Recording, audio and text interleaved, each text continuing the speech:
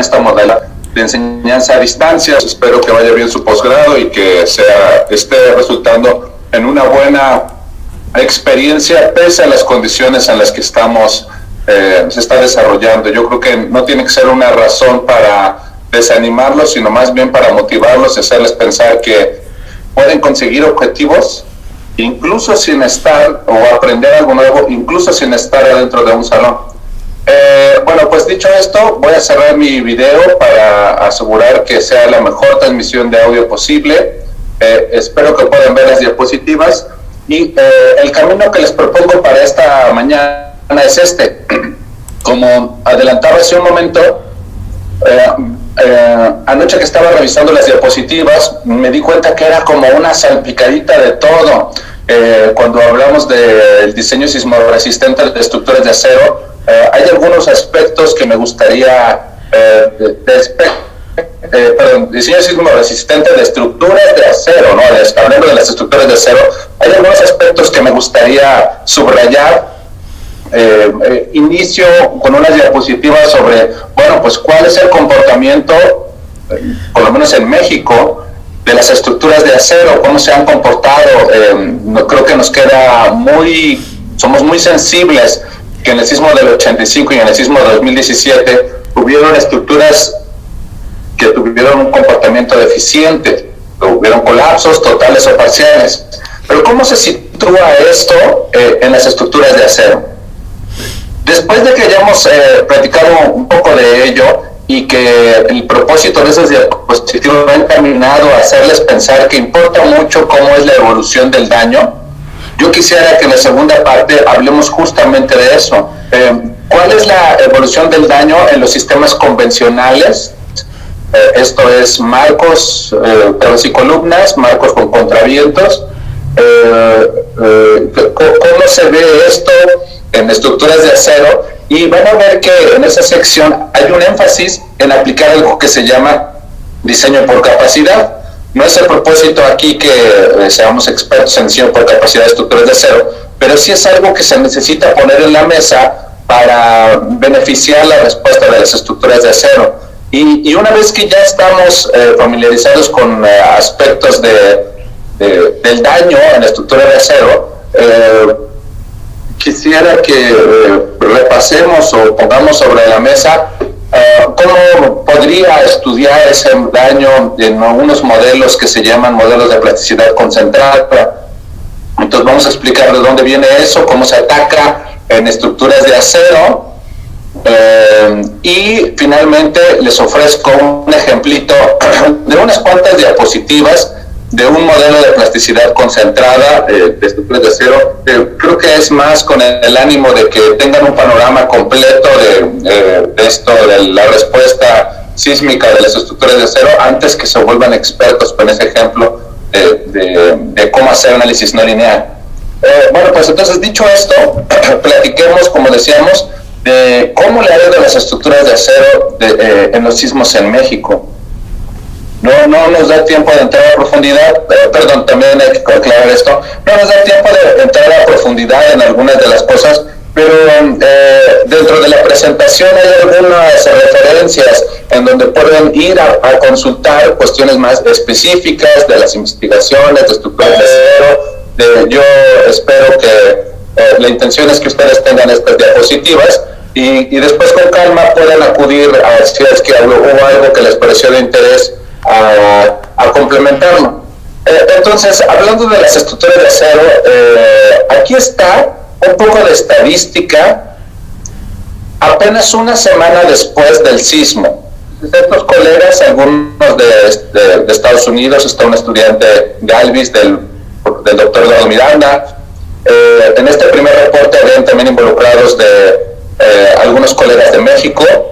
Finalmente ese reporte se publicó un par de años después, es esto que está acá abajo.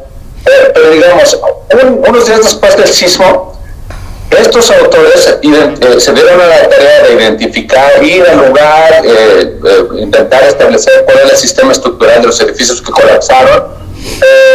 Intentaban tal vez a través de testimonios de la gente que estaba ahí, o bien pues, a través de Google, y llegaron a estas conclusiones. Vean, este alto porcentaje columnas de concreto con losa plana.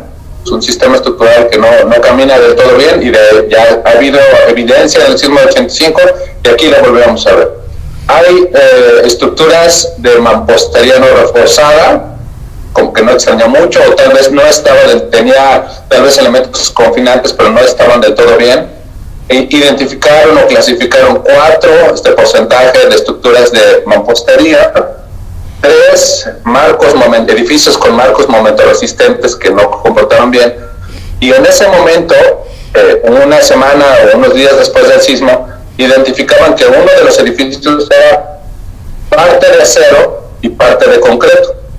Pasaron unos días y entendimos que ese edificio no tenía acero como parte principal o como fuente principal de una estructuración principal, sino que estaba bastante más recargado por concreto. Lo que estoy queriendo decir es que no había ningún edificio de acero que hubiera colapsado.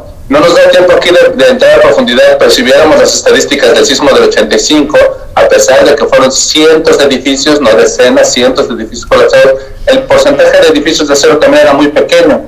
Así que como yo me dedico, o con mi grupo de investigación, mis estudiantes nos dedicamos a estudiar edificios de acero, pues llamábamos por todos lados a ver dónde había un edificio de acero dañado. Y cuando nos decían, sí hay uno por acá, a los institutos, a los colegios, a las delegaciones, en Puebla, en Tlaxcala, en Estado de México, aquí en cada una de las alcaldías, nos decían, sí, ya por acá hay un edificio de acero que tuvo un mal comportamiento. Y encontramos esto es una cancha de frontón, y decían, bueno, esta armadura de acero tuvo una mala respuesta, pero no, esto no es, o sea, incluso esto pudo ser que estuviera dañado desde antes del sismo. Esta concesionaria, esta foto está tomada desde donde están exhibidos los carros, ¿no? Entonces, de aquí hay un edificio de acero dañado. Bueno, sí tuvo una mala interacción con el muro, esto debió haber estado mejor resuelto, no debió haber estado pegado, pero esto no es una estructura de acero de lo que estábamos buscando, hasta que encontramos este edificio. Se trata de un edificio de 3 pisos, que tiene vigas de alma abierta, ven como en lugar de una viga ahí, tiene una armadura plana, tiene cular, y las columnas de planta baja son las que tuvieron daño, son esta simbología que está puesta aquí. El edificio pudimos averiguar que se inauguró en mayo de 1990, hagan cuentas, tenía menos de 30 años, y cuando dimos el primer recorrido nos encontrábamos con esto. Sí era una estructura de acero, pero fíjense que las columnas de planta baja estaban escondidas.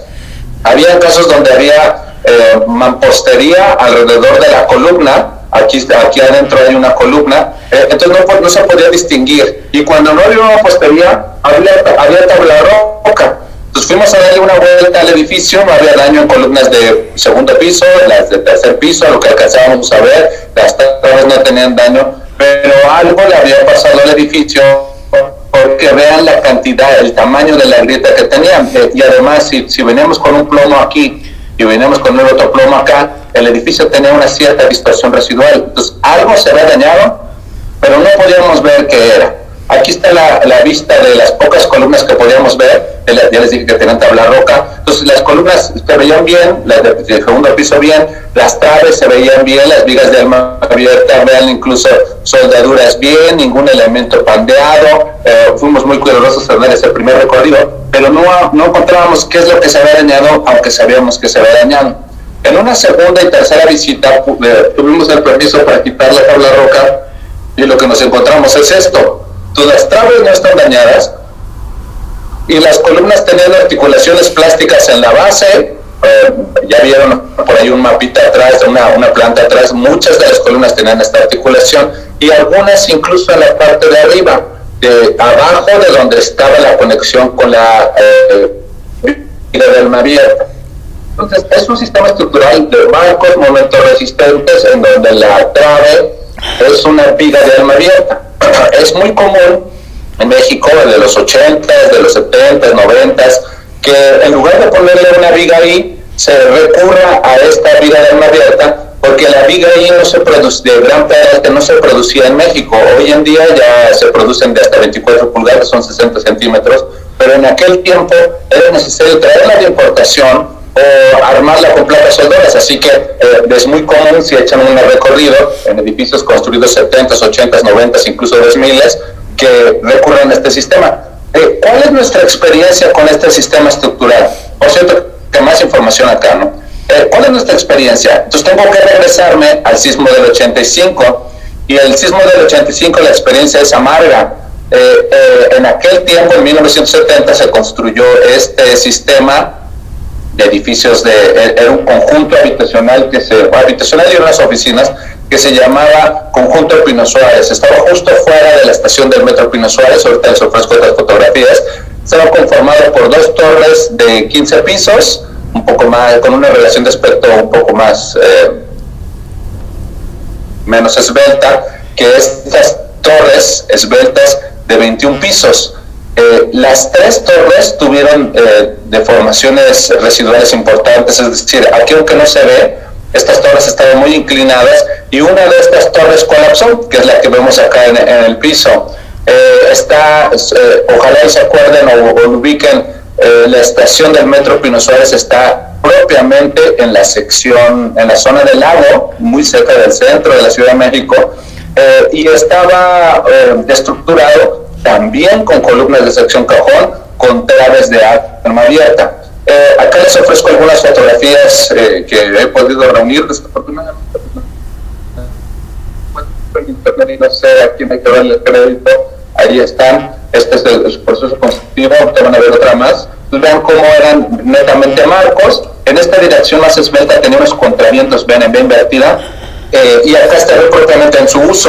Había algunas oficinas en planta baja, y también hay que mencionar que para 1970 era un edificio muy moderno, porque en la parte de abajo tendría una zona comercial que equivale a una plaza comercial de hoy en día, e incluso la plaza comercial o esta zona comercial tenía acceso directo a la estación del metro Pino Suárez. Entonces era una estructura aparentemente muy moderna. Acá les ofrezco una vista del proceso constructivo, perdón, que simplemente sí es verdaderamente marcos de acero, y por acá está un acercamiento del colapso para que vean que aquí están las columnas y acá están las columnas de sección cajón, y aquí están las armaduras de las que están. Entonces, ¿qué fue lo que pasó en los estudios de la época? La armadura plana empezó a tener pandeo en las diagonales por compresión. Una vez que pandeaba las diagonales, la viga dejaba de trabajar, se incrementaba la carga axial sobre la columna y formaba estas articulaciones plásticas. Vean, fijan, esta es idéntica a la que les acabo de enseñar en el 2017. Una vez que se formaba la articulación plástica aquí por flexocompresión y la columna dejaba de trabajar, la siguiente columna empezaba a tener un incremento de carga axial, y así sucesivamente hasta que se formó todo el mecanismo. Entonces, habían cosas que no estaban propiamente en el reglamento de construcción con el que se hizo el edificio en 1970, pero hoy en día esas carencias que estaban en aquel momento ya forman parte del capítulo 12 de la norma, así que yo esperaría que no se comporte un edificio bien diseñado conforme al capítulo 12 como estos 2 ejemplos. Entonces, creo que tendríamos que decir, tengo 2 ejemplos de estructuras que no evolucionaron bien ante la demanda sísmica, cómo debían de haber evolucionado, y eso es esto. Vean, si consultan el capítulo 12, lo que solicita es que ustedes identifiquen un segmento que se llama segmento especial, en donde se va a acumular la respuesta inelástica. En otras palabras, se fijan cómo estamos diciendo que el edificio no se puede dañar donde él quiera, sino que yo le tengo que decir dónde se dañe. Se fijan cómo el mecanismo de colapso, la evolución del mecanismo, a lo mejor no el colapso, la evolución del daño es guiado.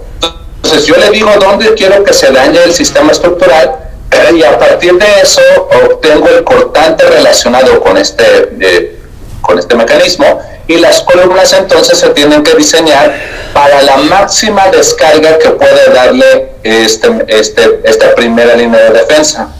A la luz de la norma, este cortante se calcula así, es un cortante del mecanismo, y aunque la ecuación se ve muy aparatosa, vamos a razonarlo juntos. ¿De qué debe depender la capacidad de este segmento especial? Bueno, debe de depender, pues dime la capacidad de inflexión, por ejemplo, si esto tiene más inercia o tiene menos inercia, necesito que me digas cuánto resiste inflexión. Ven, eso está aquí. Necesito que me digas si esto tiene diagonales. Las diagonales también van a resistir. Aquí en el dibujo no le puse diagonales, pero si tuviera diagonales, las diagonales también van a resistir una cierta, van a tener una cierta aportación para calcular esta descarga máxima. Entonces necesito que me digas cuánto soporta en carga axial. De hecho, es una carga axial post-pandeo. Vamos a hablar un poquito más adelante de eso. ¿Y cuánto resiste en tensión? Entonces, vean, esas componentes aquí están. Evidentemente tienen que ser proyectadas porque estamos intentando sacar este cortante. Y a lo mejor necesito también que me digas cuál es el claro que tiene esto. Necesito que me digas pues qué dimensión tiene pues el segmento especial, y ese sumando es este. Entonces, nuevamente les llamo la atención que el mecanismo es guiado. Yo identifico una parte del sistema estructural que va a ser una primera línea de defensa, y los otros elementos deben representar segundas, terceras o incluso cuartas líneas de defensa, y también hay elementos en los que yo estoy esperando que no haya daño, esos no pueden participar en la respuesta inelástica.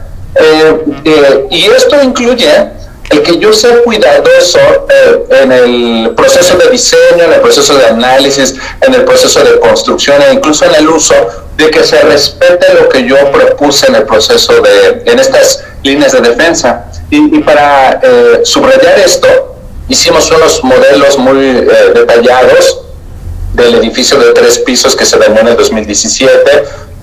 Saben que hay registros de ese sismo, y tuvimos la buena fortuna que una de las estaciones estaba solo a 300 metros del edificio dañado. Entonces, no sé si ven que lo que teníamos, si éramos bastante detallados en hacer el levantamiento del edificio, teníamos una muy buena referencia de cómo fue la carga que dañó el edificio de 3 pisos que platicamos, de daño en las columnas de planta baja.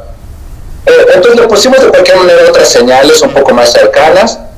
Ahí está, y hicimos unos análisis en un programa que se llama OpenSys, y lo que queríamos saber es qué le había pasado al edificio, por qué si hubieran cumplido los criterios del diseño por capacidad, si se hubiera comportado bien.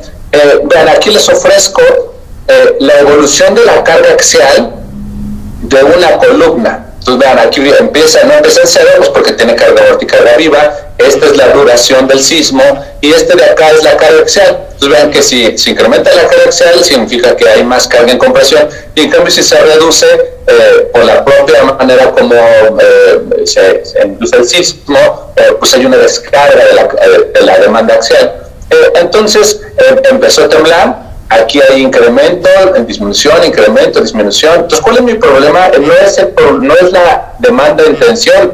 El acero trabaja muy bien en tensión, y de hecho nunca llega a estar en tensión, nunca cruza el cero. El problema es esta carga en compresión, y de hecho, si se acuerdan del mecanismo, si la armadura hubiera estado bien diseñada, tendría una descarga, un incremento relacionado con la manera como fallaría la viga enlace. Entonces es un incremento de carga axial. Entonces, cuando yo busco la carga axial, dice ahí que en el segundo 81 anda por 400 toneladas, pero si yo reviso cuánto es la carga axial que resistía esa columna, resulta que resiste más de lo que se le aplicó. Entonces, definitivamente aquí no se está respetando el mecanismo de colapso, y algo similar ocurre con todas las columnas. Vean, estos son los puntos donde obtuvo la máxima carga axial a lo largo del sismo. Algunas lo obtuvieron antes, algunas después, pero de cualquier manera vean la resistencia donde anda. Entonces es necesario como echarle un vistazo adicional, y sin entrar demasiado en detalle, no es el propósito de la plática.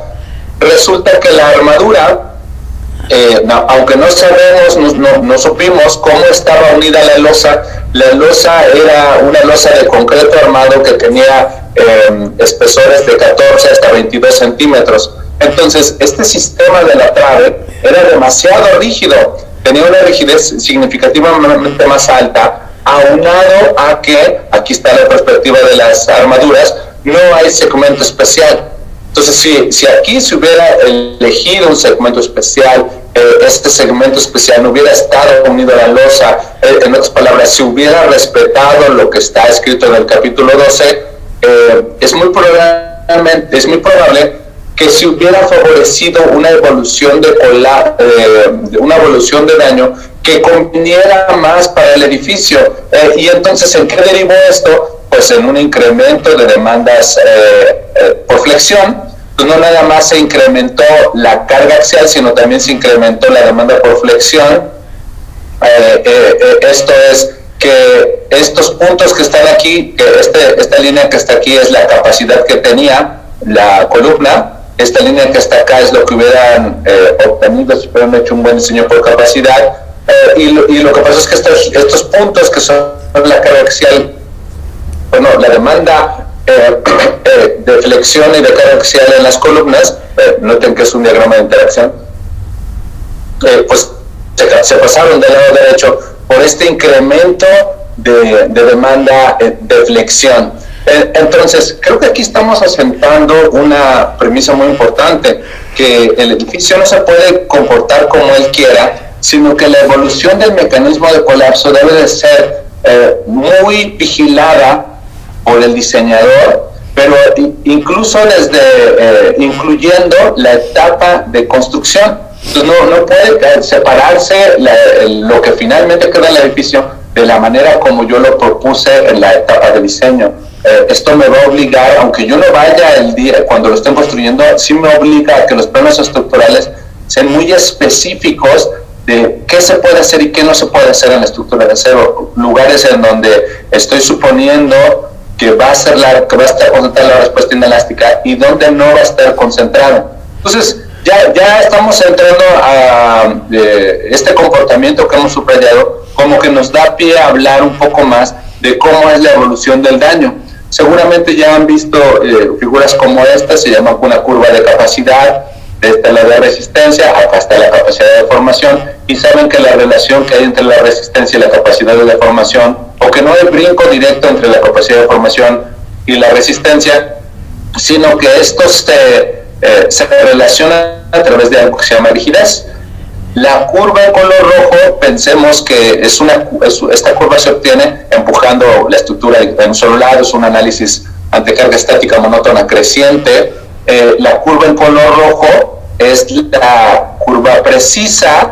Esta curva precisa me dice, pues, ¿qué se empezó a dañar? Se empezó a dañar la trave, a lo mejor por acá está dañada unos cartabones, por acá el daño se propagó a la base de las columnas, llega una resistencia máxima, y saben que esto se estudia no el colapso, sino un paso previo al colapso. También distingo de la figura una curva bilineal, que es la manera como se ataca normativamente. Entonces, en la curva bilineal, la respuesta inelástica no me dice qué se daña primero, qué se daña después. Eso yo lo tengo que asentar con cosas que se llama, con una filosofía que se llama diseño por capacidad. Yo le tengo que decir al edificio que se dañe primero, que se dañe después, y de manera que logre esta respuesta que estoy intentando estimar desde la etapa elástica. Pero si soy bastante bueno para obtener la respuesta inelástica, tal vez centremos la atención en la curva en color rojo, pues a lo que voy a ser capaz es de determinar estos umbrales. Entonces, estos umbrales me pueden ayudar para entender si mi edificio tiene un daño menor, un daño reparable o irreparable. Me encuentro un edificio así, me invitan a echarle un vistazo, pues veo que sí hay elementos dañados, hay respuesta inelástica, pero la estabilidad del edificio ante cargas gravitacionales, y aunque hubiera un segundo evento, no está en riesgo. Si me invitan a echarle un vistazo a un edificio así, no te sé decir si el edificio es reparable, si no es reparable. Tengo la impresión que tiene capacidad para soportar cargas gravitacionales, pero pues mejor que nadie entre. Los que estaban adentro pueden salir del edificio, a lo mejor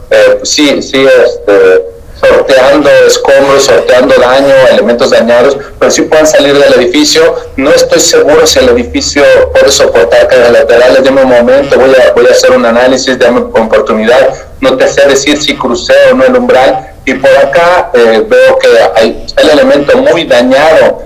Esto sí necesita que pues ya nadie entre. No hay manera de garantizar que esté en pie después de solo por cargas gravitacionales. Definitivamente no soportaría una réplica, un segundo evento sísmico. Estoy en un estado en donde ya debería clasificar el edificio como en riesgo de colapso.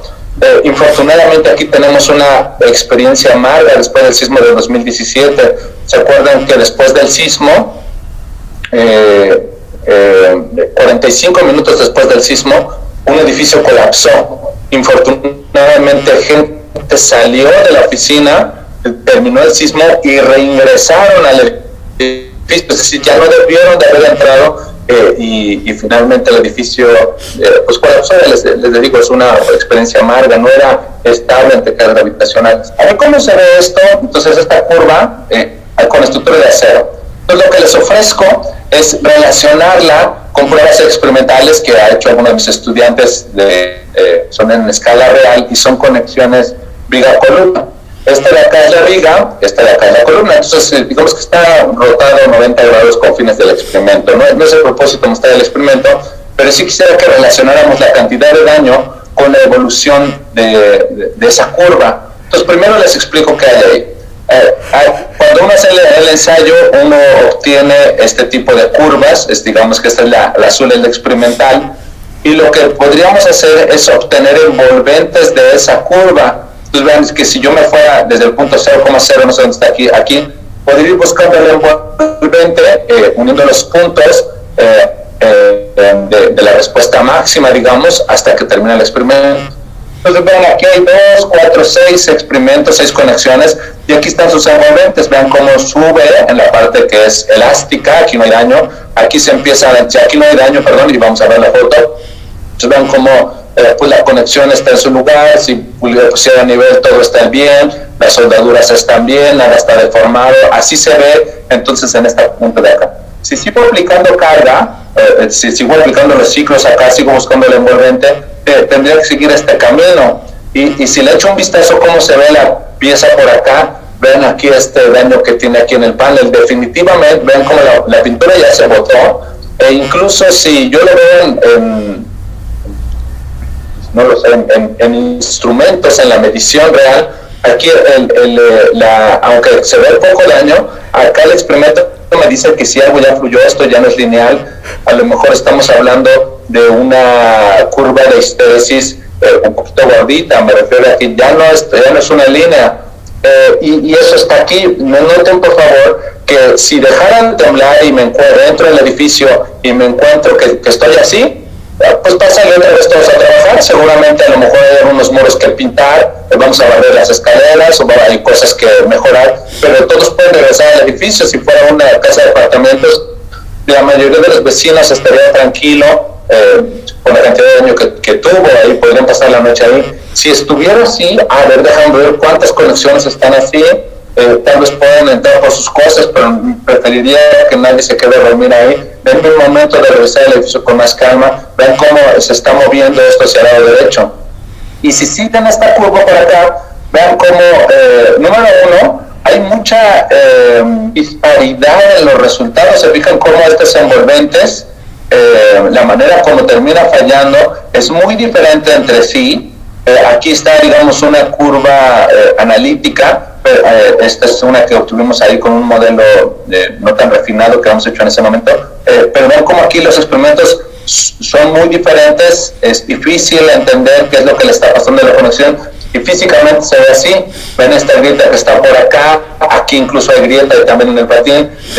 La foto está centrada en mostrar este lado, pero el otro lado también tiene bandeo y falla. Entonces, si llego a un edificio que tiene esto, no, pues esto está ya en prevención de colapso, ya está en riesgo de colapso. Entonces, quisiera que usemos unas diapositivas para explicar cómo es esta evolución en los sistemas convencionales. Me gusta iniciar siempre con marcos con contravientos porque después de los contravientos, recuerden que siempre intente dar una referencia por si alguien quiere echarse un clavado más a profundidad de todo esto. Y les decía, me gusta empezar con los marcos con contravientos porque creo que si uno medianamente le entiende el concepto con 3 elementos, luego está fácil quitarle el contraviento y estudiar marcos momentoresistentes, tablas y columnas. Entonces, algo que tengo que hacer primero en los marcos con contravientos es decir que el contraviento es este elemento, ¿no? Este elemento inclinado, tiene columnas, tiene traves, y si el eje del contraviento medianamente coincide con el eje de la trave y con el eje de la columna, voy a hablar de una configuración de contravientos que se llama concéntrica. Y aquí hay un listado, unas configuraciones no exhaustivas de contravientos concéntricos. Y en cambio, si el eje del contraviento no concuerda con el otro eje del contraviento, sino que hay una excentricidad aquí en el momento que llega al eje de la trave, pues voy a hablar de una configuración de marcos con contravientos excéntricos. Lo primero que hay que enfatizar aquí es que la respuesta de estos es terriblemente diferente a la respuesta que tienen estos. De hecho, si yo tuviera que reordenar estos para hablar de su desempeño, tendría que ordenarlos medianamente así. Vean que entre más a la izquierda estoy, la estructura tiene la configuración de contravientos tiene un peor desempeño sísmico, y entre más a la derecha estoy, la estructura tiene un mejor desempeño sísmico. Del lado izquierdo, esta configuración de marcos con contravientos concéntricos en configuración en K está incluso prohibida en las zonas sísmicas. Si vemos la norma de acero, está prohibida para utilizarse en Ciudad de México. Y como vamos a ver un poco más adelante, la prohibición es porque estos elementos descargan la demanda que están soportando pues a los traves y a las columnas, pero se fijan que esta descarga es aquí justo en la mitad de la columna. Entonces es como si les dieran un golpe en la rodilla, seguramente los van a lastimar, les van a causar daño. Así que esto no se puede hacer. De ahí siguen configuraciones de marcos con contravientos concéntricos, que vean que en el mejor de los casos se puede diseñar con Q igual a 3, mientras que la configuración estrella son los marcos con contravientos excéntricos. Estas configuraciones se pueden diseñar con el máximo factor de comportamiento sísmico que se permite en la normatividad, pero para mí eso me tiene que decir que la incursión elástica que tiene el sistema estructural es muy estable. Entonces, ¿qué es lo que se consigue con el marco con contravientos? Lo que se consigue es, ¿se acuerdan las 3 propiedades relevantes? Rigidez, resistencia, capacidad de formación y rigidez. Lo que en donde incide directamente los marcos, ponerle contravientos a algo, es en un incremento de rigidez, ese está pendiente, ¿se acuerdan? En un incremento de rigidez, y de manera indirecta hay un beneficio en resistencia y en capacidad de deformación. Pero si mi problema fuera la resistencia o si mi problema fuera la capacidad de deformación, hay otras soluciones. O sea, mi comentario busca como que no siempre pensemos que en estructura de acero la solución directa es siempre ponerle contravientos. Hay otras soluciones que pueden ofrecer resultados a veces con beneficios mucho más incisivos, mucho más claros para la respuesta del sistema estructural. Entonces, hablemos de los contraventos concéntricos primero. Entonces, aquí está un contravento concéntrico, lo que hice fue levantarlo y lo voy a estudiar así. Entonces, aquí está el contraviento, le voy a poner carga axial y si les parece buena idea, vamos a comparar cómo se ve la carga axial contra la deformación axial. Entonces, aquí está la deformación axial y aquí está la carga axial. Empiezo en 0,0, estoy suponiendo que no hay carga gravitacional, y le empiezo a poner una carga en compresión. Recuerden que incluso si aquí dejara de aplicar la carga, esto se va a regresar a 0,0 y vería el contraviento como se ve acá, no tiene daño. ¿Se acuerdan lo que hemos estado relacionado explícitamente? Uno puede volver a utilizar la estructura después del evento sísmico. Pero convengamos que sigo aplicando carga. Puedo aplicar carga hasta que haya una inestabilidad súbita.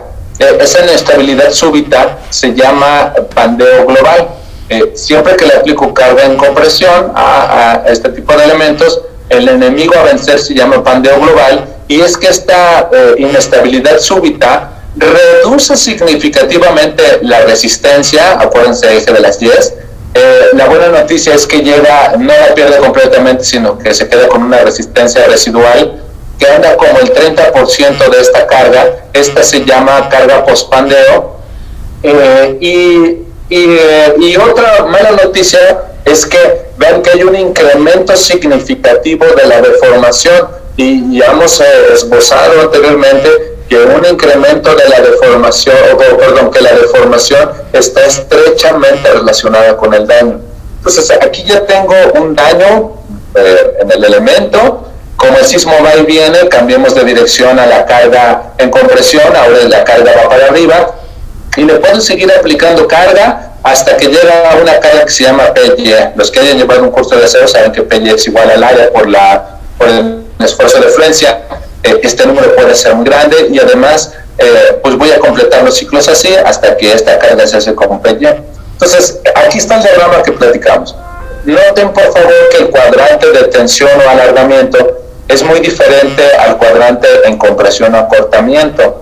Pero no nada más es necesario subrayar que son muy diferentes entre sí, sino que necesito que se acuerden que el acero funciona muy bien en tensión, o sea que este número puede ser muy grande, y que no funciona bien con cargas en compresión, o sea que este número es más pequeño. Lo que quiero decir es que yo puse estos cuadrantes más o menos equivalentes con fines didácticos, pero que en realidad no son así. Este cuadrante es mucho más chaparrito, y este es mucho más, una respuesta mucho más estable. Entonces, regreso a eso en un momento más, pero ¿cómo se empata esta respuesta esta respuesta del contraviento en el comportamiento esperado de todo el sistema? Entonces yo lo que quisiera es que el contraviento funcione como una primera línea de defensa. Entonces, el contraviento, y de hecho en compresión, si estos antecargas que van de izquierda a derecha, el contraviento en compresión, quiero que sea la primera línea de defensa. Después de que pandee el contraviento de compresión, quiero que pandee el contraviento en tensión, y después pueden fallar las traves por flexión. Son elementos que fallan por flexión, pero no quiero daño en las columnas, mucho menos de entrepisos. Y si fuera necesario, es posible que las columnas se articulen en la base. Lo que estamos intentando describir aquí, fíjense que es la evolución de un mecanismo de colapso, y de aquí cobra sentido cuando hablan de columna fuerte, viga débil, contraviento más débil. Lo que estamos definiendo son líneas de defensa, pero el edificio no, el programa de cálculo, de manera implícita, no puede distinguir esto. Si yo hago un diseño por resistencia, ¿se acuerdan cuando en el SAP uno le pone ahí, revísame si los elementos satisfacen la demanda?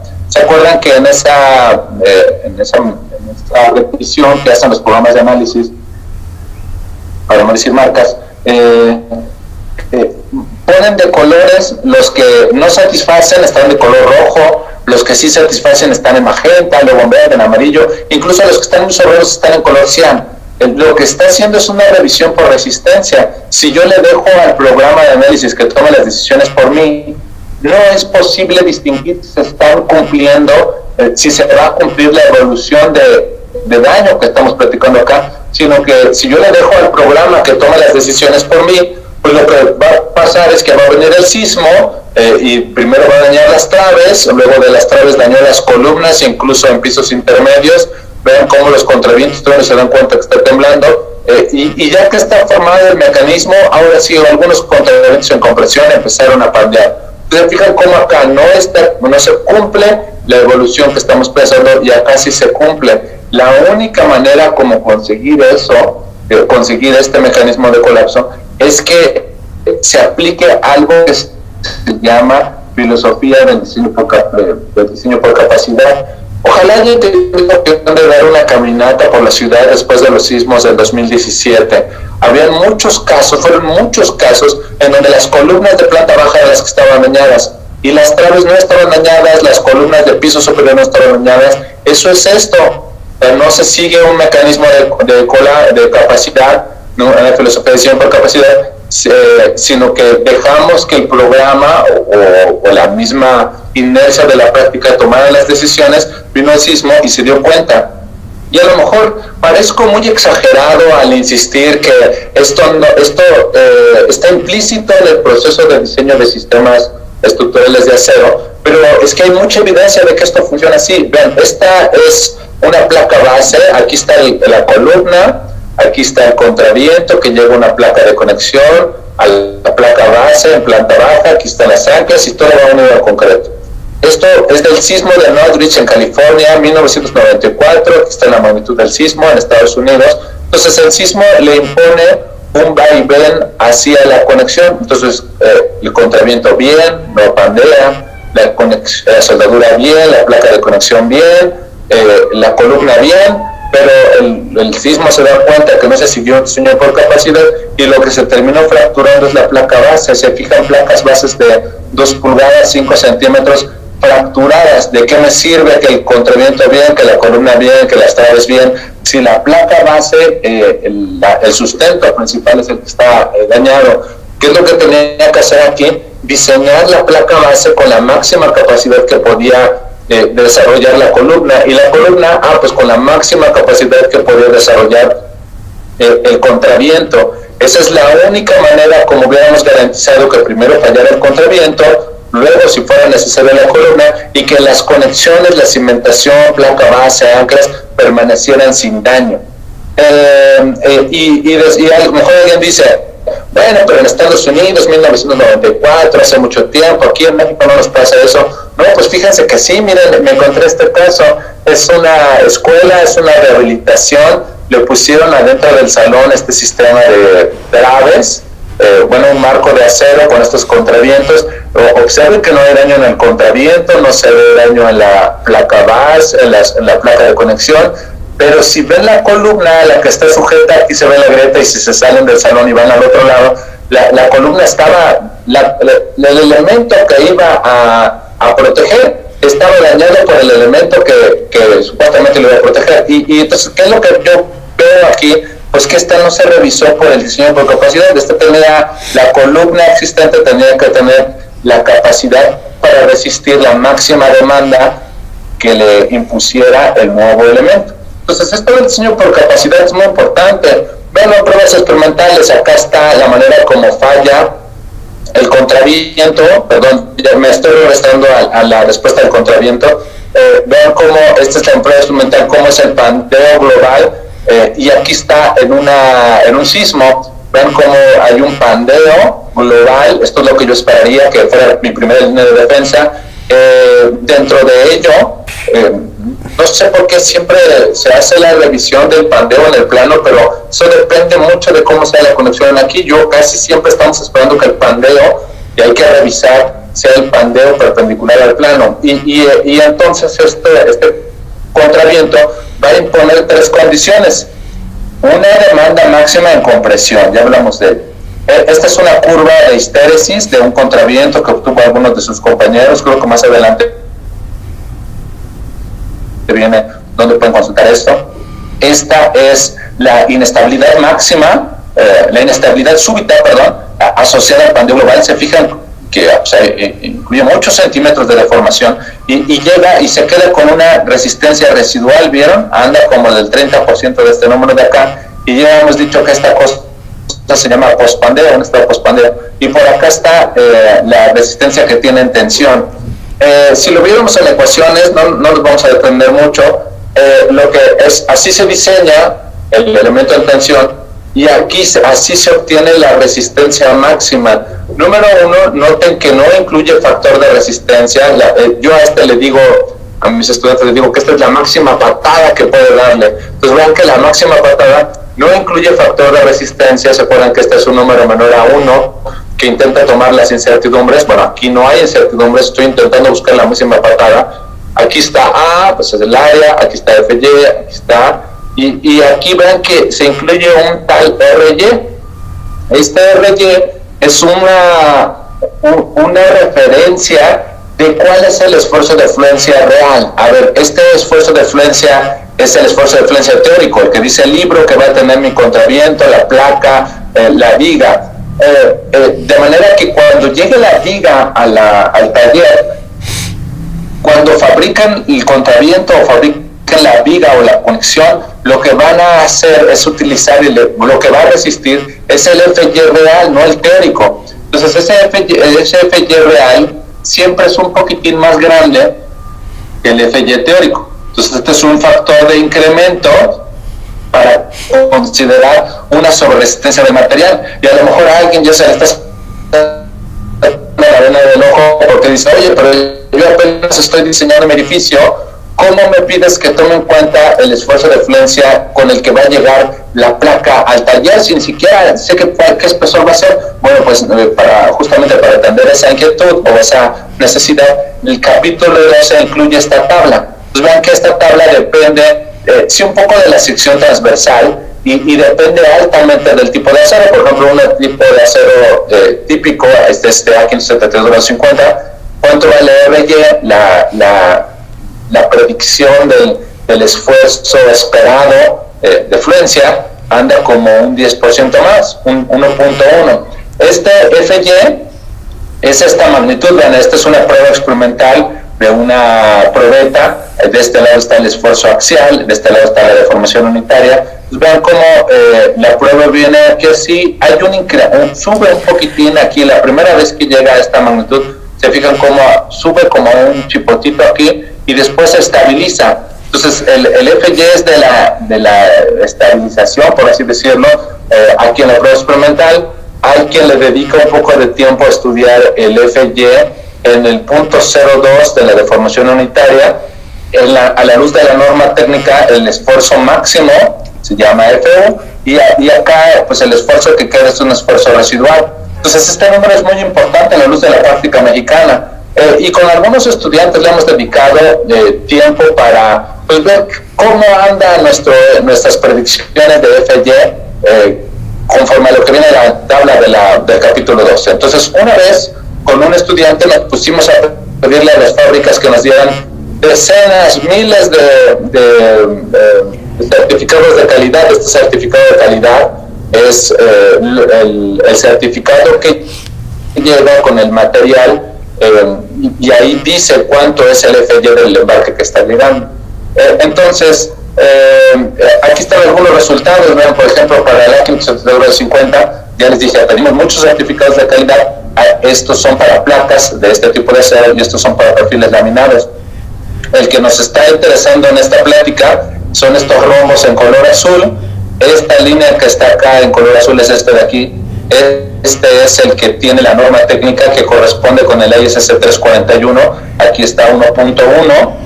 Y vean cómo pues, hay mucha dispersión alrededor del 1.1. Parecería como que de pronto hay más números acá arriba en el contexto del mercado mexicano. Este es el mercado mexicano, ¿no? Y lo mismo se ve por acá, ¿no? Aquí vean, simplemente están ordenados pues los perfiles que obtuvimos. Ahí está. Y si incluso si se da un solo estudio estadístico, acá está la referencia donde pueden ver más de eso. Yo en el estudio estadístico, aquí está como que la definición por clases y con una distribución log normal, y identificamos más o menos dónde está la media y anda por acá, 1.19. En el caso para contraviento sería formado por 4 placas, sería ASTM 550, pero también si fuera un tubo comprado, un HSS, esos se hacen con acero A500. Entonces, por eso están aquí las comparaciones, y lo importante a lo mejor de la plática, en este momento de la plática, no es ver si RY está bien o está mal, sino entender qué es ese RY. Ver que en el contexto del mercado mexicano, esa relación del esfuerzo de fluencia real y el esfuerzo de fluencia teórico siempre es mayor a 1. O sea que es bastante probable que el FY del perfil que llegue al edificio sea un poquito más grande. Así que si yo estoy calculando la máxima patada, pues necesitaría la magnitud de RY. Ahora, siendo muy críticos, estos resultados que están acá están con base en la prueba experimental que realiza el fabricante del perfil o de la placa. Entonces, si yo vendiera pan, no diría yo que mi pan es el más rico. O sea, quiere decir que qué tan veraz puede ser la prueba experimental que hace la persona que vende los perfiles o que vende la placa. Entonces, por eso en un segundo esfuerzo nos pusimos a hacer, con otros estudiantes, compañeros suyos, nos pusimos a hacer pruebas experimentales de cuánto valía RY en el contexto del mercado mexicano. Entonces llevábamos las vigas y de las vigas traíamos algunos perfiles, unas probetas del patín y otras del alma. Dedicamos mucho tiempo a esto, ensayamos, no lo sé, 200 y 200 probetas exteriores de alma, de patín. Hay que ser muy cuidadosos ahí con unas normas internacionales para asegurarnos que todo es una buena predicción. Y lo que estudiábamos era RY, o sea, el esfuerzo de fluencia real, el esfuerzo de fluencia en el punto 0,2 de la deformación unitaria. Dedicamos tiempo también para el esfuerzo máximo, último, a la luz de la norma técnica, y también un poco del esfuerzo residual. Aquí está, pues como para que se lo imaginen, esta es la máquina universal de la UAM. Aquí está la probeta montada. Con este aparato que está aquí se mide la deformación unitaria. Van a ver les quiero mostrar un video. Y van a ver que esto se retira una vez que la probeta ingresa en el telón inelástico. Aquí se ven las probetas, algunas de las probetas dañadas, y lo más importante del video, a ver, voy a compartirles el video. En realidad no es que vean la prueba experimental, sino lo que me interesa mucho que vean es que cómo, espero que ahí ya lo esté compartiendo bien. A ver, tengo de verificar aquí que esté compartiendo la pantalla. Así estoy. A ver, entonces, lo que más me importa del video en sí no es la prueba experimental, sino que tomen de referencia esta trave que está acá atrás, porque lo que quiero que vean es cuánta deformación puede admitir la viga de la probeta de acero. Esta deformación puede ser buena o puede ser negativa, porque ya dijimos que deformación va amarrada del daño. No me refiero a negativa a la probeta, sino negativa, piensan en un sistema estructural, en que esto fuera una trave o que fuera una columna o una conexión. Entonces, bueno, lo voy a poner play. Lo que van a ver está grabado en cámara rápida porque la prueba tiene una cierta duración de unos 20-22 minutos. No se le puede imponer la carga rápida porque se puede convertir en una carga de impacto, sino que hay que atender muy bien ahí la norma. Entonces lo que van a ver es que inicia la prueba, repito, que tomen el muro de atrás como referencia, van a ver que en algún punto se retira la instrumentación, dada la gran cantidad de deformación, y finalmente el colapso. Es esto.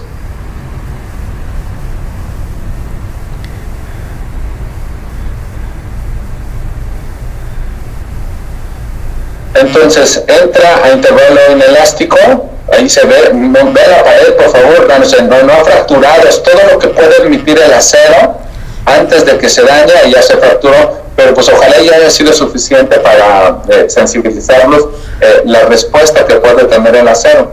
Acá hay un poco de estadísticas, ya repito que no es a propósito que acá nos pongamos a ver estos datos, sino simplemente sensibilizar la importancia de esta referencia del factor de sobreresistencia del material en los cálculos cuando estoy intentando predecir la respuesta inelástica y enfatizando un poco más el asunto del diseño por capacidad. Pues si yo quiero que el contraviento sea la primera línea de defensa, las columnas tienen que estar diseñadas con la máxima patada, con la máxima descarga que pueda dar el contraviento en tensión o compresión, suponiendo los tres mecanismos que habíamos platicado anteriormente. Brinco a contravientos con contravientos excéntricos. Entonces, ya que le dedicamos mucho tiempo al contraviento concéntrico, creo que acaba de ser mucho más ágil. Solo noten que aquí hay un nuevo elemento que se llama viga enlace o viga eslabón. Este elemento es el que concentra la respuesta inelástica. Ven esta evolución de este marquito que hizo alguno de mis estudiantes. Todo el daño está aquí y el resto de los elementos está elástico. ¿Quieren ver esto en pruebas experimentales? Es esto. Entonces, vean cómo son pruebas experimentales en escala real. Esto lo empujan de izquierda a derecha y lo que se ve es que todo el daño se acumula aquí. Este es de una prueba experimental y este de acá es de los sismos de Nueva Zelanda del 2010 y 2011, en el distrito financiero de una ciudad que se llama Christchurch, en Nueva Zelanda, habían varios edificios diseñados con normativa moderna y dieron oportunidad de ver que verdaderamente si uno sigue la normativa moderna, insisto otra vez capítulo 12, las estructuras se comportan como estamos previendo que se van a comportar. No hay daño en el contraviento, no hay daño en la columna, no hay daño en la viga a favor del enlace, sino que el daño está en la viga enlace. E insisto que si estoy suponiendo que el contraviento falla por cortante, todos los otros elementos no se diseñan adentro del programa de análisis, se diseñan con la máxima patada que puede desarrollar el cortante. Ese cortante, entonces, debe de incluir RY, ya hablamos de él, y aunque la norma no es explícita en decir que de dónde viene este 1.25, yo con gusto les digo que ese 1.25 es lo que se llama endurecimiento por deformación. Entonces, multiplicando esto, obtendrían la máxima patada que puede desarrollar la viga fuera del enlace, y todo lo demás lo diseñan con esta magnitud. Este endurecimiento por deformación es una recuperación de la resistencia que puede soportar un material metálico, no nada más aplica para el acero, en el intervalo inelástico. Entonces hay un reacomodo de partículas a nivel microscópico que es lo que hace que exista una recuperación, y eso es lo que considera el 1.25, y considerar ese endurecimiento por deformación es muy importante. Les ofrezco aquí unos análisis que hizo alguno de mis estudiantes, acá está la referencia, a un modelo locochón en OpenSys, le pusimos unas señales y lo que hacíamos era un estudio paramétrico, a ver qué tanto afectaba eso con fines didácticos, ilustrativos. Entonces, es el mismo contraviento, nada más que uno tiene muy poquito endurecimiento por deformación, otro tiene una medida razonable y otro tiene una magnitud exagerada.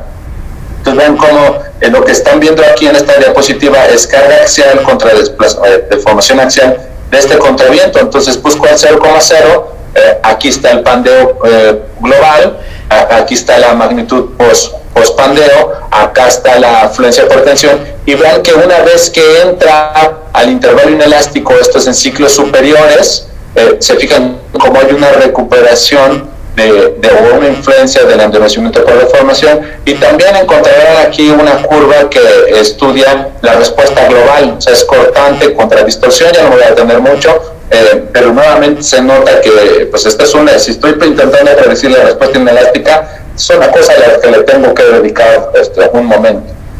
Entonces, vean cómo acá, si quiero calcular la columna, la demanda de la columna, pues definitivamente tengo que hacerlo suponiendo que todos las vigas enlaces fluyen al mismo tiempo.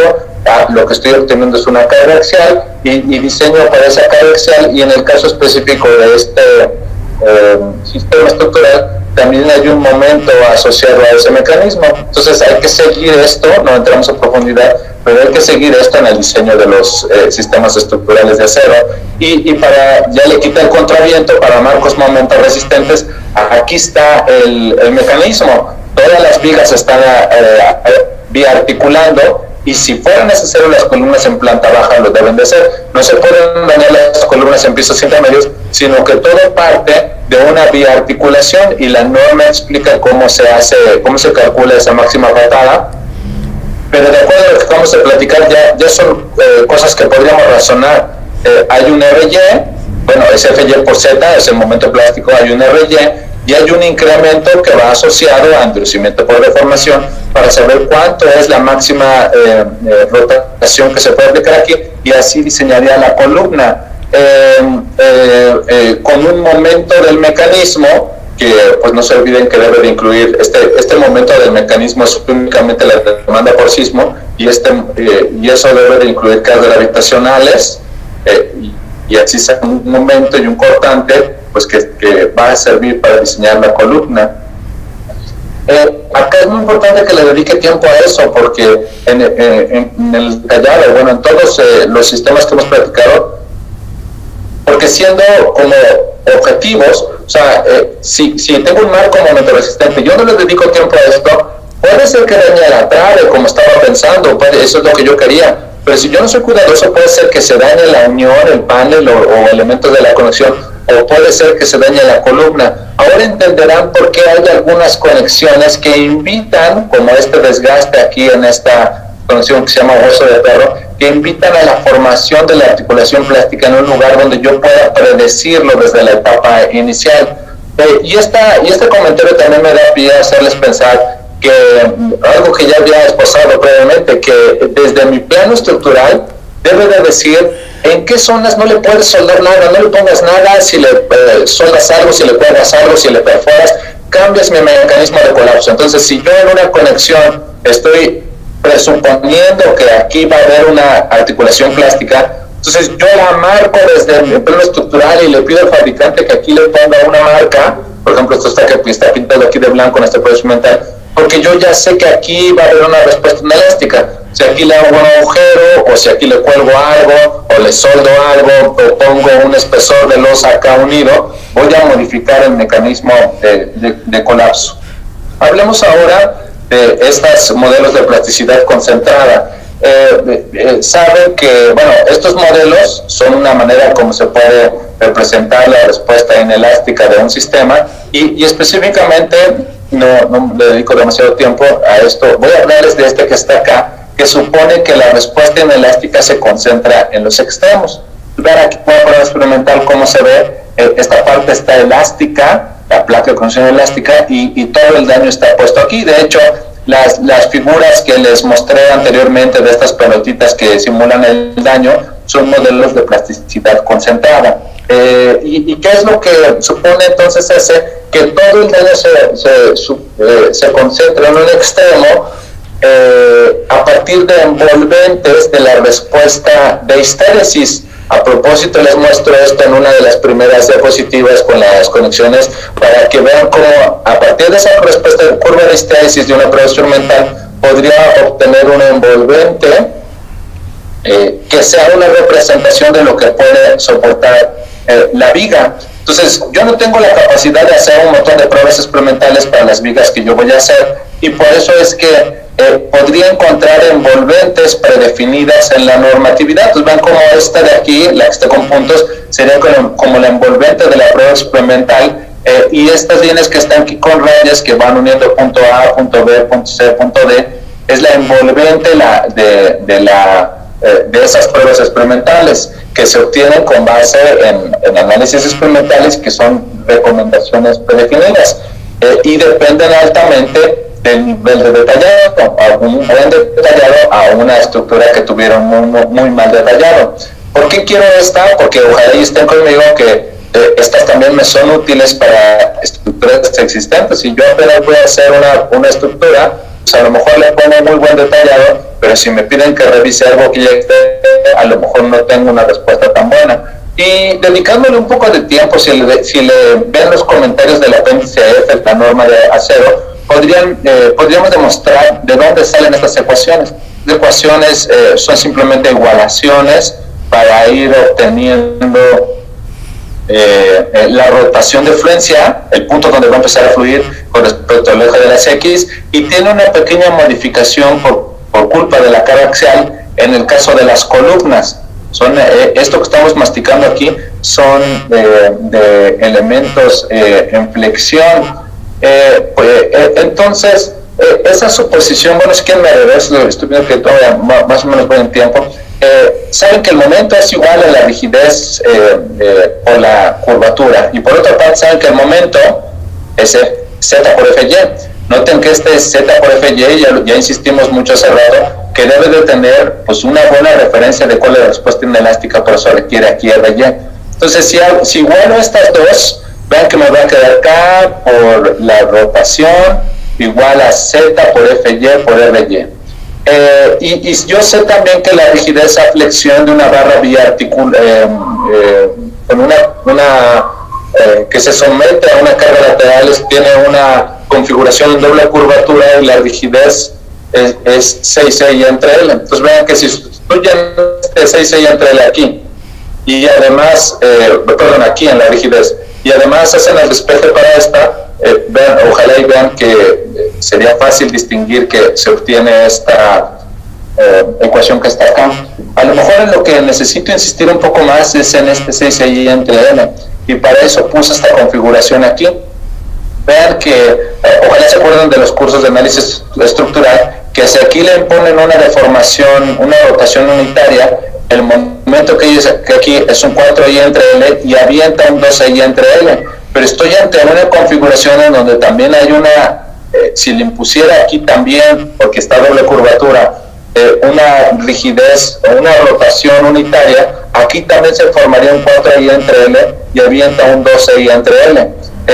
Entonces creo que si suman el 4 con el 2, de ahí viene este 6i entre L, pero ahora lo que quisiera mostrarles en un video es esta configuración en doble curvatura, y para eso les tengo aquí preparado este video. Debo agradecer por ahí a unos patrocinadores que me ayudaron alguna vez a hacer un montón de videos, bueno, no son tantos, con fines didácticos, justamente para este tipo de cosas, con algo que se llama Kit Mola. Lo pusimos en una mesa vibradora donde podemos controlar la excitación, y lo que quisiera mostrarles acá es cómo en un marco se distingue esa respuesta en doble curvatura.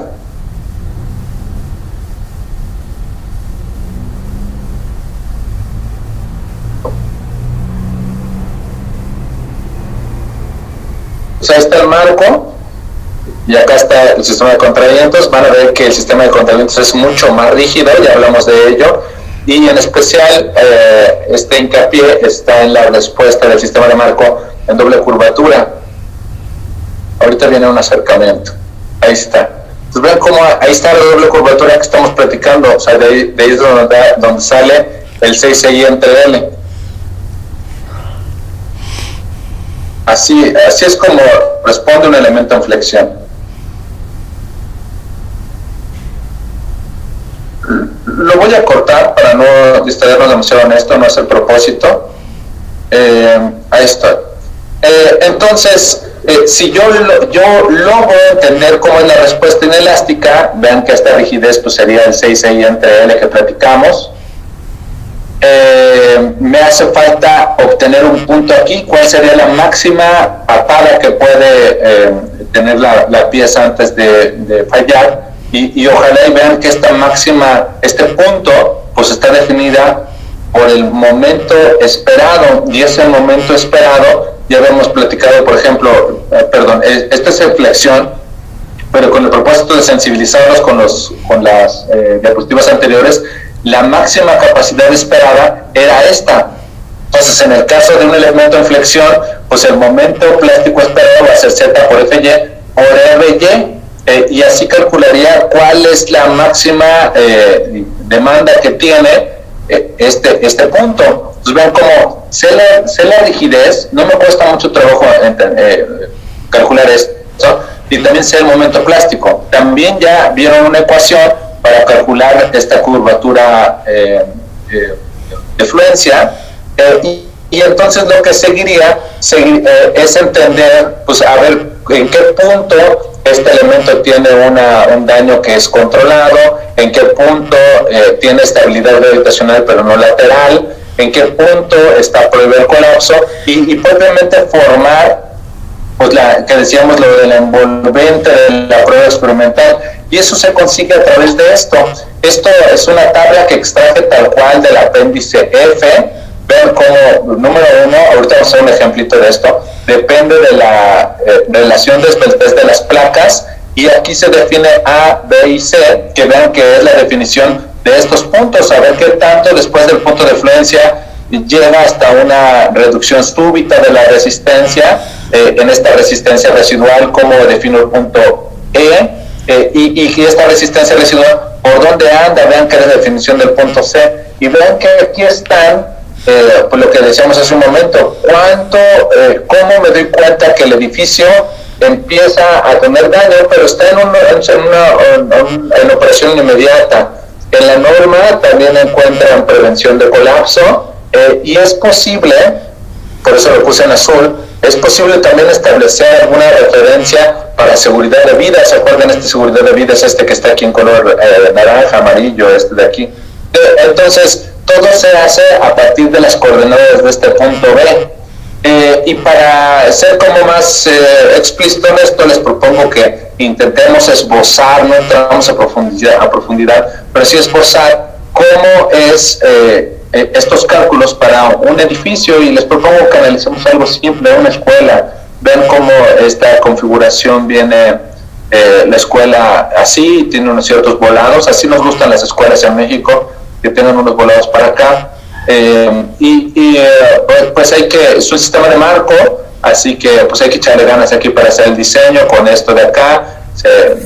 Yo estoy suponiendo aquí que sea una escuela existente para que pues, no se respete propiamente el mecanismo de colapso y llegamos a un ejemplo interesante, ¿no? Pero lo que sí debió haber hecho el ingeniero que lo diseñó es diseñar las columnas con la máxima capacidad que puedan desarrollar las traves, siguiendo lo que platicamos hace rato del MPR. ¿Se acuerdan de este MPR? Es el momento del mecanismo suponiendo que hay una biarticulación, hay que sumarle los efectos gravitacionales y así sacar una carga axial y un momento para estas columnas.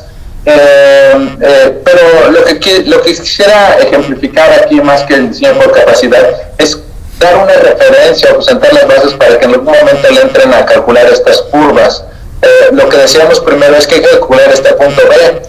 Para eso necesito la coordenada de la deformación y la coordenada del momento plástico. Entonces, ven, para que esto fuera simple, las que están en azul marino, más oscuro, son columnas que tienen un mismo perfil y todas las traves tienen otro perfil. Aquí está. Entonces, todo depende pues, de las características de los perfiles, así que por eso intento ser muy transparente acá y esto se saca de algún manual. Hoy en día hay muchos manuales para esto, incluso hay aplicaciones en el celular. Ya no es necesario como gastarnos muchos en saber de dónde viene esto. Entonces, hay que calcular esta primera coordenada aquí. Hay que calcular MPE y la rotación de fluencia. Esa rotación de fluencia, por ahí estaba, aquí adentro están las ecuaciones, a ver, vean. Y entonces hay que calcular el momento plástico esperado. Ese momento plástico esperado va a ser Fy por Ry por Z. Z está en la tabla de atrás, y para el acero que estoy suponiendo acá, creo que es aquí 532.50, pues Fy vale esto. Y vengo acá a la tabla, 532.50, 1.1, eso es lo que vale Ry. Entonces, ¿cómo calculé este número? Z por el número que está atrás, por Ry, por Fy, y lo puse aquí. Estoy haciendo esto para las traves, que es el mismo número, y para las columnas. Ahora, estoy distinguiendo trave longitudinal y trave transversal porque depende de su longitud. Me refiero a esto, se fijan cómo esta longitud es diferente y por eso tengo que hacer acá unos ajustes, calculando en dos renglones diferentes. Entonces aquí sigo calculando esto. Sigue la rigidez, 6,6 entre L. No tenemos demasiado detalle, pero ojalá y tenga ya un buen esbozo de dónde sale eso. Entonces, pues 20,38,900 y está en la tabla de atrás, y la longitud también. Entonces, por eso tengo dos magnitudes acá. La rotación es el momento esperado, rotación de fluencia, entre KR, se fijan que es esta columna, entre esta columna, atención con unidades, y así sacan esta rotación. Estoy intentando sacar las coordenadas.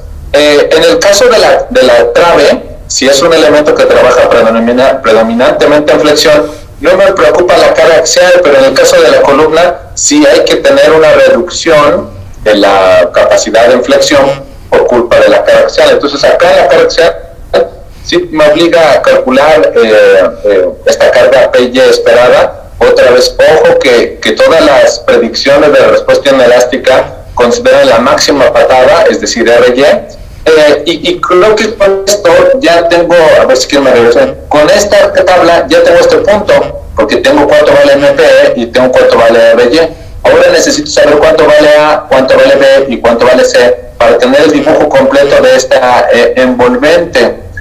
Y para ello hay que entrar a la tabla F.2.1. Eso depende de estas relaciones. Hay que hacer una revisión para patín y hay que hacer una revisión para el alma. Aquí están mis revisiones, luego la ven con calma. Es el ancho del patín entre el espesor del patín. Lo estoy comparando con este. Vean aquí, pues resulta que 20,38,900, ¿cuánto vale el esfuerzo de fluencia esperado? Resulta que es menor. Entonces cumplí este.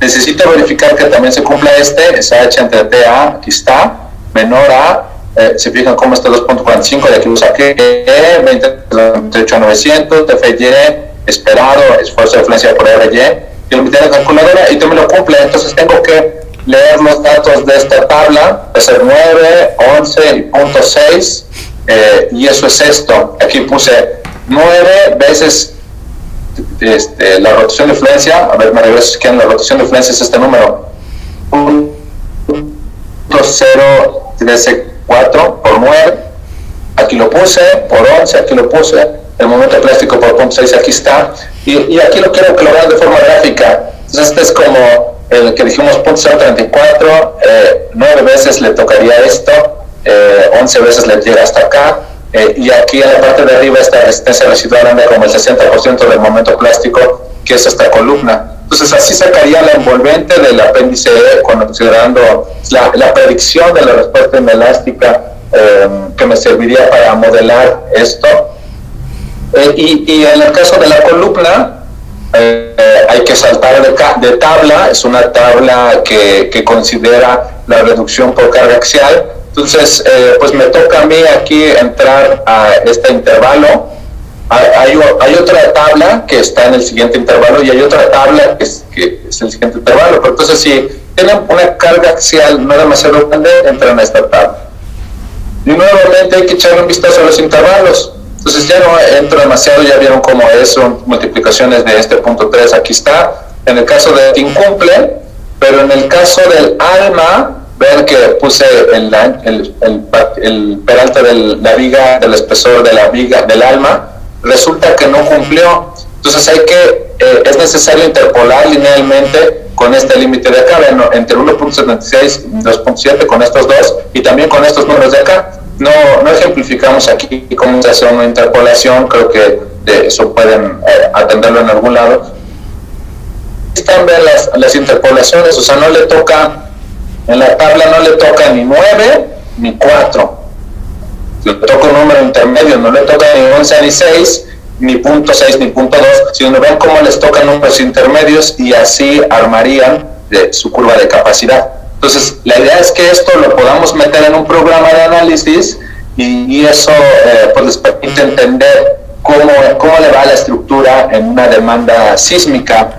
Entonces, por ejemplo, aquí la escuela que yo propuse ahí, ya saben que la propuse en las rodillas para que algo saliera mal, y verdaderamente pues resulta que lo primero que pasa es que se ven en las columnas, incluso en pisos intermedios, son biarticulaciones. Acuérdense de lo que les mostré al inicio de la plática con las biarticulaciones del edificio de 3 pisos en las columnas, y vean también pues ya llega un punto en el que hay daño en algunas traves, pero pues esto es lo que no deberíamos de tener, son daño en lugares donde no quisiéramos, porque no se atendió pues más o menos la salpicada les platiqué acá. Pues con gusto esto es más o menos lo que tenía previsto para la plática, y con gusto les envío las diapositivas a través del doctor Amador para que se las haga llegar. Y bueno, pues si hubiera tiempo para algunas preguntas, creo que me tardé más de lo que había previsto. Con gusto haré mi mejor esfuerzo por responder. No, excelente, Edgar, y además creo que tu presentación vino en el momento ideal del curso, ¿no? Reforzando muchos conceptos que hemos discutido a lo largo del curso y mostrando las particularidades para las estructuras de acero. Entonces, a mí me gustaría discutir algunas cosas con los muchachos, pero esa discusión la vamos a dejar para el miércoles. Y más bien quisiera invitar a los muchachos a que pues platicaran o le preguntaran al doctor Edgar cualquier inquietud que tengan, preguntas. Entonces, pues, por favor, sus inquietudes y preguntas. Yo tengo una duda, doctor. Qué amable, gracias por su pregunta, Francisco. Mira, en algún experimento que usted nos mostró que hizo con uno de los alumnos, se observó ahí que en la conexión no se desarrolló como mucha ductilidad, como que hubo después de rebasar el intervalo de comportamiento elástico, como que la conexión, hubo muchas diferencias en cuando colapsó o cuando se desarrolló el mecanismo de colapso entre los diferentes experimentos que hizo, y como que no se observó que hubo mucha ductilidad. Entonces ahí me quedó duda por qué se dio ese comportamiento, si no hubo un buen detallado en las conexiones, o por qué se pasó eso. Gracias por su pregunta, Francisco. Fíjese que sí, esas conexiones requieren un nivel de detallado muy preciso. Puede consultar ese nivel de detallado en un suplemento de la AWS que se llama 8.1, son detallado sísmico, y pueden consultar también más detalles de la respuesta inelástica en un articulito que está en la revista de la SMIS, la revista de Ingeniería Sísmica. Son gratuitos, así que ahí puede ingresar. Y en cuanto a lo que dice de la respuesta inelástica, creo que en ese artículo no lo discutimos a profundidad. Cuando hicimos ese artículo todavía no teníamos unos modelos locochones que hicimos después. Ese es otro artículo que está, creo que pues que estamos por enviar. Pero lo importante, o lo que sí le puedo adelantar, es que esa utilidad que pudieron desarrollar las conexiones es menor a 4. Y si ensayamos varios conexiones muy parecidas, o sea, dentro de ese bloque creo que eran 6 u 8, y en general siempre anduvieron entre un 3 y un 4. Son algunas, son conexiones hechas en el contexto de la práctica mexicana. No tuvimos, digamos que si fuéramos a Polanco y arrancáramos una conexión y la ensayáramos, eso es lo que hicimos. Es decir, no son conexiones académicas, sino son conexiones que siguen la práctica mexicana. Eso, que si el edificio lo suponen para un desarrollo, que desarrolle el edificio factores de comportamiento sísmico altos, debido a la acción, tal vez no alcancen a llegar al 4, entonces a lo mejor un número 3 sería, para este tipo de conexiones en específico, sería un número más razonable, perdón, más bien más conservador. Sí, entonces, bueno, sí son conexiones que tienen una respuesta dúctil, sin embargo, la falta de cuidado en el detallado de las conexiones en el contexto de la práctica mexicana, pues prende un foco rojo en el tablero, ¿no? De cualquier manera, yo lo invito a que consulte ese suplemento, o sea, cómo debió haber sido, no cómo se hace en la práctica mexicana, sino cómo debería hacerse, para que a ver si logramos mejorar la práctica. Muy bien, de acuerdo. Y una cosa que es muy interesante, no sé si vieron de las curvas que nos presentó el doctor Edgar Tapia de esas conexiones, que a niveles bajos y moderados de deformación casi todos los especímenes se comportan de manera similar, o el nivel de incertidumbre en entender cómo se comportan es bajo. Pero cuando nos vamos a altos niveles de comportamiento, pues hay un espécimen que tiene una respuesta muy atractiva y otro que tiene una respuesta muy poco atractiva, y entonces el nivel de incertidumbre a esos niveles de deformación se incrementa mucho. ¿Alguna otra inquietud que quieran consultar con el doctor Edgar? Yo, doctor, rápido nada más. Me llamó la atención el detallado que le llamó usted de huesos de perro, que sí lo he visto en algunos lados. No alcancé a ver si por ahí nos daba alguna referencia donde agarrar más información de eso, o si la tuviera para darla. Claro, gracias por su pregunta, Mario. Fíjese que esas conexiones son conexiones que se ensayaron después del sismo de Northridge, 1994, en Estados Unidos. Después de que en ese sismo se dieron cuenta que las conexiones no funcionaban del todo bien, hubo esfuerzos bastante importantes en hacer ensayos con la práctica de Estados Unidos, y que derivaron en la publicación de un manual que se llama ISC, de American Institute of Steel Construction, y el número que le corresponde a ese es el T58. Es gratuito, entonces póngale en Google ISC 358, y si mal no recuerdo, el capítulo 5 explica cómo hacer esa conexión de hueso de perro. ¿Qué dice ahí? Pues cuál es el arco que debería de tener, cómo va su soldadura, cómo va el peralte, dónde van los agujeros, para garantizar que tenga una buena respuesta sísmica. Ahora, aprovecho para comentar, ¿por qué el 358 no es popular en México? Pues porque nuestra práctica local no es exactamente la práctica de Estados Unidos. Por ejemplo, en Estados Unidos es muy común que utilicen vigas I, y si se da una caminata por edificios de acero, casi no hay vigas I, hay vigas en sección cajón. Entonces hay cosas que se pueden extrapolar y otras no tanto, pero ahí encuentra información muy valiosa. Bueno, tomémonos muchas gracias. Un par de minutos por si hay más inquietud. Entiendo que algunos de ustedes se tienen que conectar a otros cursos. Entonces, si se tienen que desconectar, pues así háganlo y de todas maneras quede el video, ¿no? Que se acuerdan, subimos al YouTube para que todos tengan posibilidad de verlo. Entonces, aprovechemos si hay una o dos inquietudes más, pues aprovechemos que está el doctor Edgar con nosotros. ¿Alguna pregunta, observación, algo que platicar con el doctor Edgar? Yo tengo otra duda, doctor. En el caso de las vigas que corresponden a los marcos momentos resistentes, ve que generalmente pues el sistema de piso puede ser, hablo del sistema de piso en los aceros, en que se soldan pernos de cortante para detener la lámina y todo el firme. En esos casos, ¿es posible o es válido soldar los pernos a lo largo de toda la viga únicamente respetando esta zona de la articulación plástica?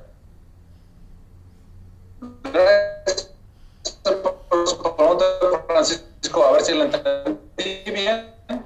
Si en la zona donde usted prevea que va a haber respuesta inelástica que usted utilizó en el proceso de diseño, ahí póngale bien en el plano, e incluso si puede vaya a la obra o a la fábrica para decirles, aquí pintan de otro color para que no pongan nada. En el resto de los lugares, sí es muy común que se le pongan pernos para unirlo a la losa. Esos pernos ya es una pistola ya que sirve para eso. Entonces, a través de calor, el perno tiene una digamos, como si fuera pólvora, una bolita, y entonces a través de calor le suelta el golpe, de un impulso eléctrico, le suelta el golpe y queda unido, o sea que ya viene preparado, no es necesario traer un soldador y estarle ahí poniendo, no, ya es una pistola que sirve nada más para poner pernos a lo largo de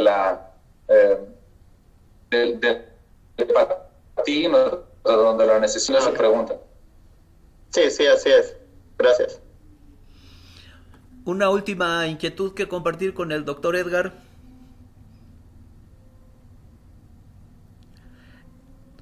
Bueno, pues si no, yo quisiera cerrar con una observación. Noten cómo cuando el doctor Edgar hizo su presentación continuamente aludió a las contribuciones de sus alumnos de posgrado, la gran mayoría de ellos de la UAM, del PIE. Todo lo que vamos a aprender en la unidad 7 lo desarrollaron alumnos de posgrado del PIE. Entonces, lo que quiero recalcar es que en esto de ir aprendiendo, ir mejorando e ir estando al día en cuanto a nuestros conocimientos, pues profesores y alumnos del PIE vamos caminando juntos, y que pues con base en eso échenle ganas, tomen seriamente y lleven al extremo más absoluto de excelencia todos sus estudios y todas sus contribuciones, porque son muy importantes. Entonces, pues juntos estamos construyendo un mejor país, y es importante que lo tengan en cuenta. Entonces, sin más, yo me gustaría agradecerle enormemente al doctor Edgar que haya compartido pues este tiempo con nosotros este día. Fue realmente muy útil, y mucho de lo que nos dijo lo aprovecharemos en beneficio del curso y para sus proyectos finales. Entonces, bueno, pues nos vemos el miércoles, platicamos de las cuestiones prácticas del uso del software, ¿no? Dudas de modelado específico que tengan del software, y discutimos dudas de cómo van con el proyecto. Entonces, los veo el miércoles y le agradecemos. Muchas gracias, Edgar, por estar aquí con nosotros. No, al contrario, agradecido soy yo. Gracias por la invitación y espero que haya sido de utilidad. Bueno, pues que estén bien todos. Hasta luego.